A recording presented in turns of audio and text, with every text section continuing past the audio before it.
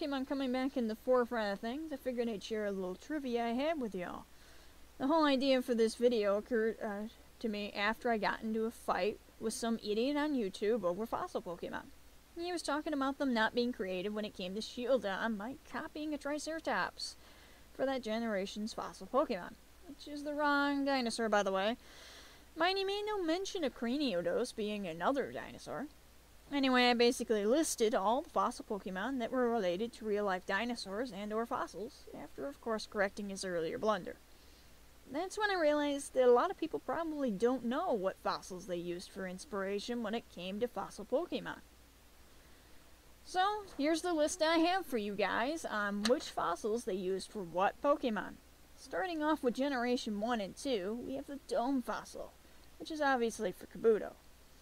He's a horseshoe crab, and if you look at his fossil, you can actually see that he looks like a horseshoe crab in the fossil.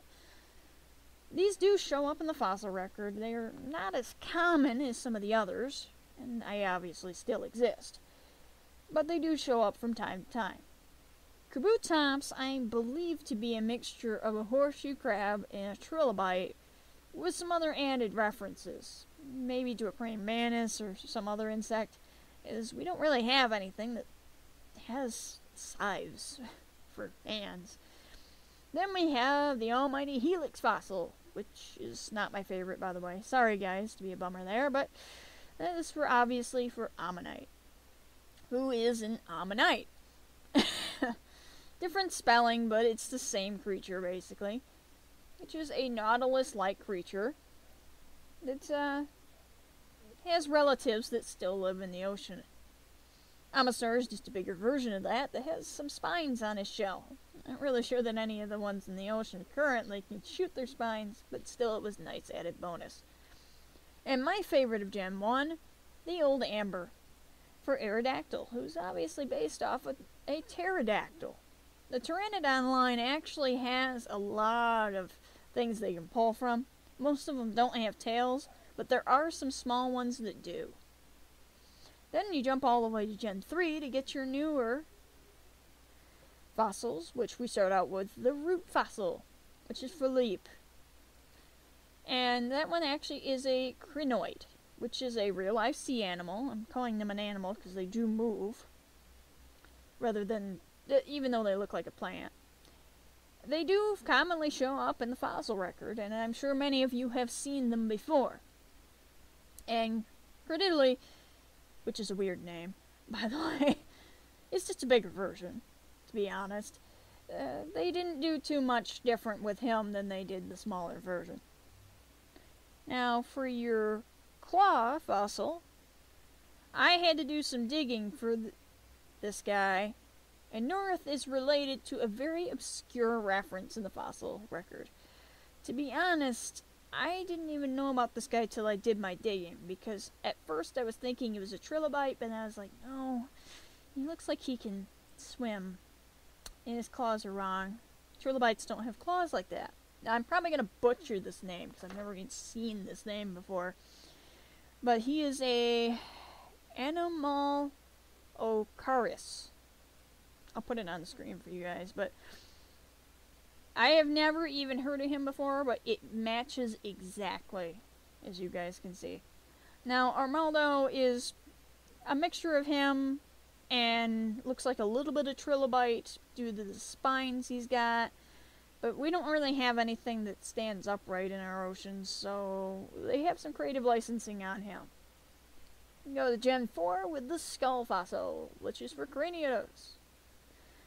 And you would think that he is a more famous dinosaur, but he's not. This guy is actually a smaller one in the same family, known as a Prenocephale.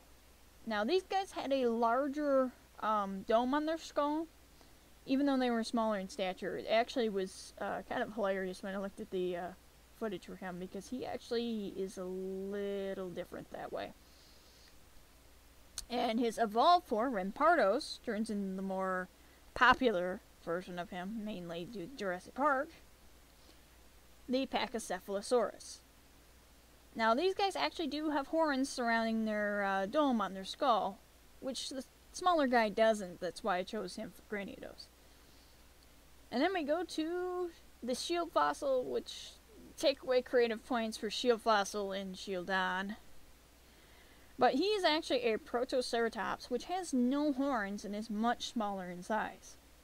Now, his evolved form, Bastiodon, is actually not related to a Triceratops, but it is in the same family. This guy is known as a Pachyrhinosaurus. And, as I said, he doesn't have horns, but he does have a large ridge on his nose, which is a bone structure, that he could slam into things, kind of like a rhino would. And he does have spikes on the frill of his neck.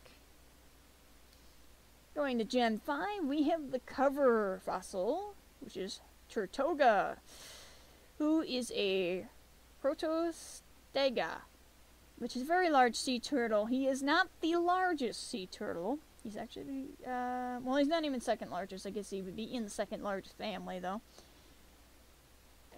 But the largest sea turtle goes to Carracosta, the evolved form there, and he would be an Archelon, who is the largest sea turtle that has been known. These guys were huge, actually. We've never seen any of that size recently, but we've got a few that came close. And his name actually translates to ruler turtle, which I figured kind of works for a guy that can stand on two legs. Again, a little creative licensing on Nintendo's part, but that's always welcome in games. Then we have the plume fossil, which is for Archen. And I'm taking away creativity points on these names for the next two. Archen is actually an Archaeopteryx. And the Munich version of these variety is a little smaller. At least the ones found in that particular region. They are sometimes referred to as a microraptor due to their, well, raptors actually had feathers, and it's not just, they're also referring to the velociraptors, not just birds.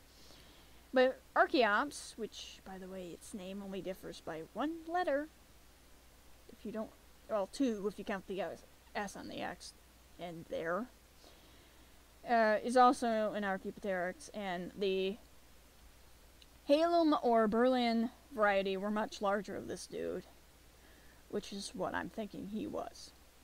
And then we get out to Gen 6. Now in Gen 6 we have the jaw fossil, which no, unfortunately I don't have a picture of either fossil from Gen 6 yet. And that is for Tyrunt.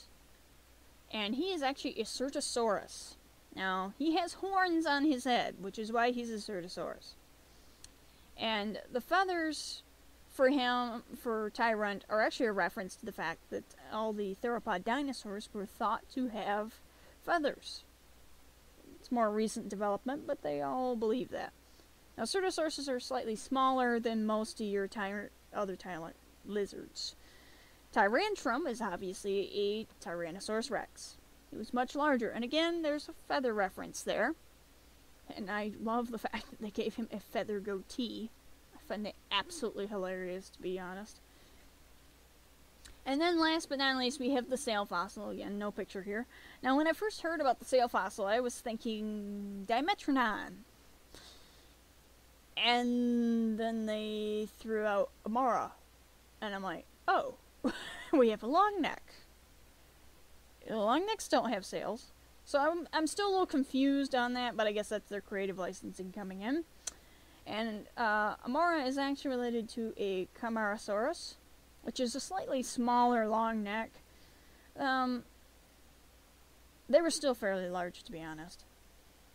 But anyway, and then you have its evolution, Arourus, who is more of a Brachiosaur, which is much larger and has a bit of a different build. Now, with these particular Gen 6 Pokemon, and I do have this issue with all fossil Pokemon, but especially with certain ones, like Tyrantrum and Arourus, they don't have their sizing correct. I'm not positive on Arourus, but a T-Rex, for example, was usually somewhere around, 35, 40 feet tall. Yeah, Tyrantrum's a pitiful 8. He weighs 500 freaking pounds, but he's 8 feet tall. So, yeah, I was a little disappointed in them when they did that. I would hope Arourus is at least over 10 feet. I don't know, I don't have an Arourus. I chose Tyrantrum, who is my favorite of all the fossil Pokemon right now. Aerodactyl being a close second, and Rampardos being third. But, as you can see, there's a lot of references from our world and places in them, actually, in the games. There's only a few references that Pokemon make.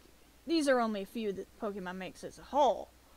But still, it's kind of cool to see our favorite dinosaurs make it into the games that we hold so dear to our hearts. Even if some of them seem to be some obscure references. Alright guys, that's all I have for you right now. Let me know if you're interested in more information like this, or if you have suggestions for future episodes I could do for you. It doesn't have to be limited to Pokemon, by the way. I can do other franchises. I do watch a lot of animes, and I do play a lot of other game series. So if you have any other ideas, just let me know. Thanks y'all for watching.